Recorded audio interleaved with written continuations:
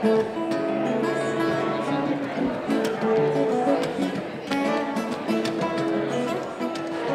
an incredibly eclectic type of community. It's incredibly unique, and Byron Film Fest is the largest regional film festival in Australia, I'm pretty sure. So for that, it provides a lot of coverage for regional filmmakers, but also it targets an international audience. I think that's really incredible. I mean, for such a small community, it's brought a lot to this place and this town.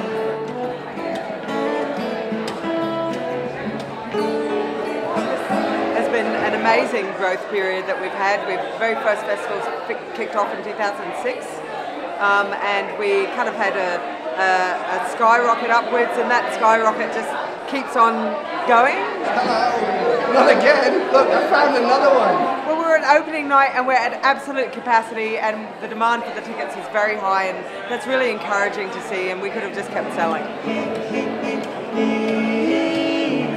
How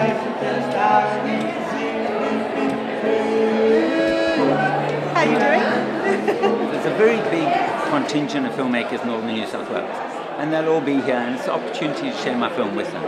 My name's Jeff Kanan. I'm a local Northern Rivers resident, lived in Clunes for 18 years. It's incredibly difficult to make a feature documentary, and to make one about climate change in the general atmosphere today is very difficult. It took 5 years, and we expected it to take 2, and it took us a number of years to get across the message that people are interested in it. It's only the media who were not interested in it. Hey, I'm Nick Rothel. I'm here for the film festival. My film's playing on Sunday. The film is Gore Vidal, United States of Amnesia. It's a documentary about Gore Vidal. I'm from Sydney, but I lived in the States a long time. I think there's a really progressive community up here, and that's why I'm excited that the film was chosen in the film festival, because I think people here will get it. Well, I'm a filmmaker from way back, and I reviewed films on television for about 30 years.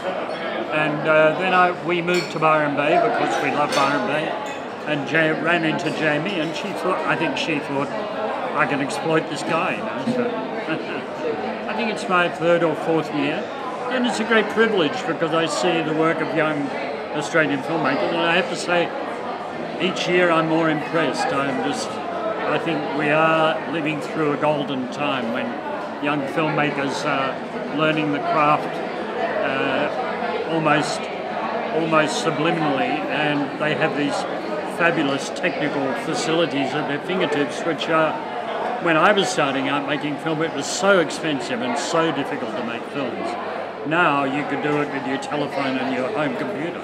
I'm 20, so I made one film in Africa when I was travelling after high school, but other than that, this is pretty much my first documentary. A festival gives an incredible amount of recognition, I think, for people who don't necessarily do massive budget films, and I think that there's thousands of people that have actually interesting ideas. There's something like 25,000 feature films get made every year, yet you'll only really ever hear about 400 of them.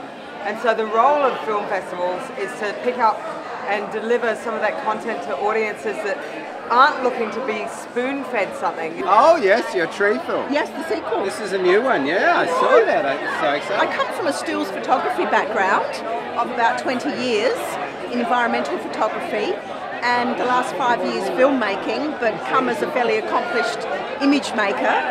And the Byron Bay Film Festival is a wonderful launching pad, an opportunity for filmmakers to have their work seen and to be encouraged and to get feedback and to mix and benchmark themselves with what other filmmakers are doing.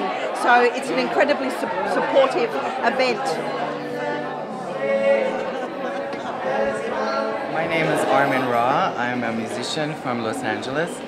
I'm here because our film, When My Sorrow Died, is premiering here this evening. It's a documentary about me and my life and career. And we're very excited to be in Byron Bay. It's gorgeous here. We were honored that our film was chosen to open the festival. Last year we were talking about films about taking action and standing up for yourself. And this year it was very much films about being really peaceful, about like who you are and what you care about and what you are all about, and sharing that with people, and people just naturally seeing that and loving you for that. And that's kind of why this year's opening film bubble to the surface is a perfect choice. That, I think, is what's important, is to go where people understand your work and champion it and get it. And that's exactly what's happened here, and we're very grateful.